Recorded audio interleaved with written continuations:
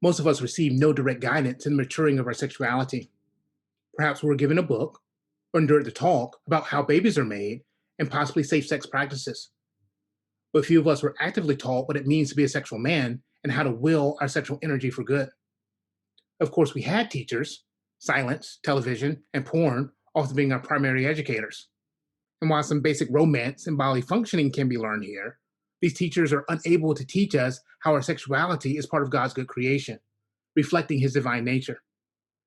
All too often, we've been left on our own to figure out our sexuality, and this has left us immature, possibly causing harm to others, and certainly not bringing the full goodness available. The sexual force has a dark side and a light side, and when we remain immature, we slip deeper into the dark side. It takes maturity to grow into the light. The dark side of sexuality denies the divine dignity in others and even ourselves. People are merely objects used for one's own gratification. At low levels, our expressions may simply be unintentionally careless. We don't think about the consequences, we just want what we want. It's not until later that we look back and see the harm that we've caused, which leaves us feeling much regret and shame. Many casual hookups and habitual porn use would fall into this level. No harm is intended by our actions, we simply feel the surge of sexual energy and seek to satisfy it by whatever convenient means necessary. We're merely scratching an itch with no sense of creativity, generosity, or gratitude. Even in marriage, a wife simply becomes a receptacle to discharge our sexual energies. It's not that we don't love her, it's possibly that we love her quite deeply. However, sex is not an expression of this love. Sex is just sex and a means to satisfy our own selfish desires.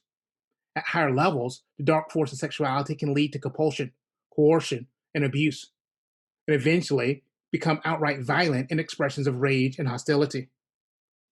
Perhaps this is sinking deeper into sexual addictions, actively manipulating others, or outright taking advantage of them to get what we want.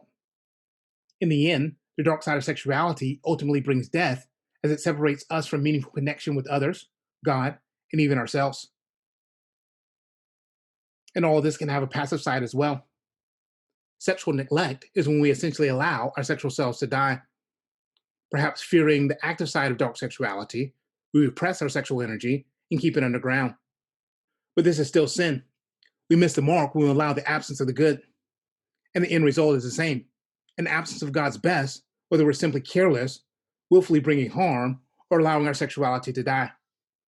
Embracing the light side of sexuality is the path of maturity. The light side of sexuality remembers our inner dignity and honors our embodied selves. It seeks to draw us deeper into union with what is true, good, and beautiful, and makes real and palpable our expressions of love. Initially, this is simply pure gratitude for the gift of our sexuality. Even when we don't know what to do with it, we receive it as a gift. And this highlights its importance. A stewardship is required of us. Our sexuality is not our own. And while there's a burden to handle it well, there's also a great honor and privilege to be entrusted with such power. And this is a creative power, bringing more life and goodness into the world, certainly through joy and playfulness, pleasure and ecstasy, and also in conceiving new life and allowing new souls to enter the world.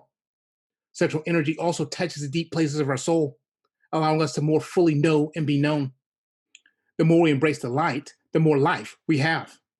And this empowers us to be exceedingly generous. We don't have to hold back as our strength and vitality is continually renewed. Of course, this looks different across various seasons of life. In our youth, this is likely more physically focused. And as we age, a vigor of heart and spirit takes the lead. But whatever it looks like, more life and love is brought into the world. And we can rest in a wholehearted connection with God, others, and ourselves. We experience sexual peace, living at ease with our sexual selves. We're free to ponder its mysteries, enjoy its delights, and fully engage in its goodness. On the light side, we get to experience being naked and without shame, celebrating our sexuality to the full.